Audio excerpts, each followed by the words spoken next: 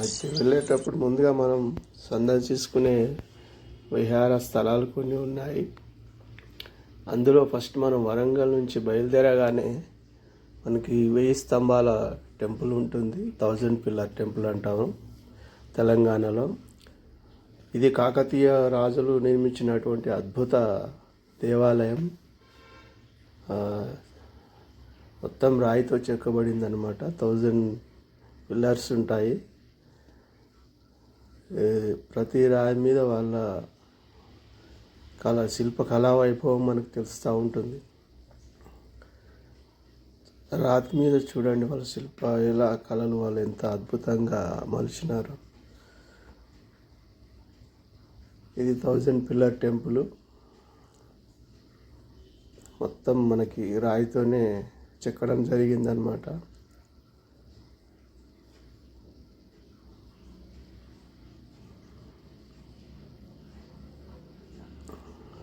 లోపల మనకి శివలింగం ఉంటుంది. రోజు వాళ్ళు అర్చన చేస్తూ ఉంటారు. శివలింగం శివ దర్శనం కూడా చేసుకోవచ్చు. పక్కనే కోనేరు ఉంటుంది. అందులో తాబేళ్ళు అవి మనకు కనిపిస్తూ ఉంటాయి. అలాగే వాళ్ళ చుట్టూ కోట నిర్మించుకున్నారు. అప్పుడు వాళ్ళు నిర్మించుకున్న కోట అన్నమాట అది. అలాగే వాళ్ళ ఏమంటారు ప్రదర్శనశాల అన్నమాట అది. వాళ్ళు ఏమేమి వాళ్ళు చెక్కినారు ఆ రాయిల మీద అనేటువంటి మనకి అక్కడ మ్యూజియంలో పెట్టడం జరిగింది. ఆ చుట్టూ లోపల కనిపిస్తూ ఉంటుంది. అక్కడి నుంచి మనం రామలింగేశ్వర టెంపుల్ వెళ్ళడం జరిగింది. ఇది కూడా కాకతీయ వాళ్ళ పరిపాలనలో నిర్మించినటువంటి అద్భుత ఆలయం అన్నమాట. శివాలయము. ఆ కట్టడం చూడండి. లోపల మనకి పెద్ద గ్రౌండ్ ఉంటుంది. ముందుగా వెళ్ళగాడం లోపల టెంపుల్ ఉంటుంది.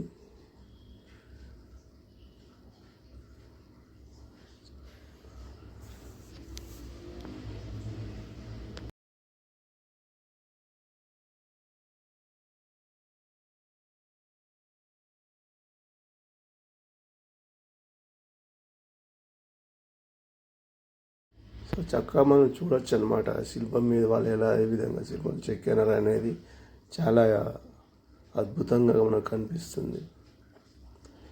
అవన్నీ చూసి బాగా ఎంజాయ్ చేయవచ్చు. ఇది తప్పకుండా మనం మిస్ కాకూడదు. సమ్మక్క సారక్క జాతర వెళ్ళేటప్పుడు మనకి మార్గం మధ్యలోనే వస్తాయి. తప్పకుండా చూడాల్సిన ప్రదేశాలు అన్నమాట.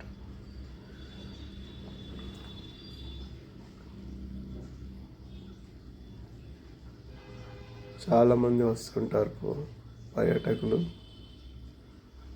శివలింగం, అద్భుతమైన శివలింగం మనకు బయట కనిపిస్తుంది. అక్కడ పూజ మనం చేసుకోవచ్చు. మారేడు చెట్టు కూడా పక్కనే ఉంటుంది. మనం మారేడాకు సమర్పించవచ్చు స్వామికి.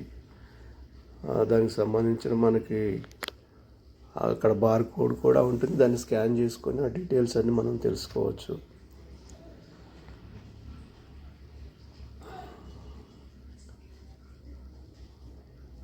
అక్కడ నుంచి అయితే మనం మేడారం వెళ్ళడం జరిగింది.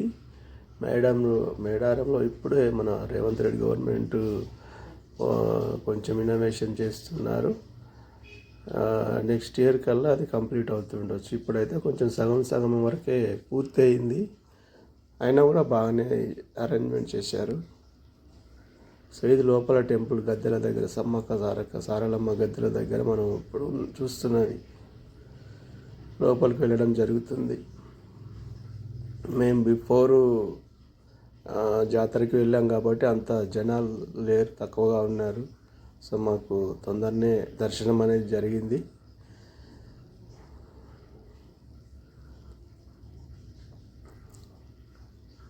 దర్శనం బయటకు వచ్చిన తర్వాత అక్కడ కొంచెం కూర్చొని రిలాక్స్ అయ్యాము. సో చాలా బాగుంటుంది.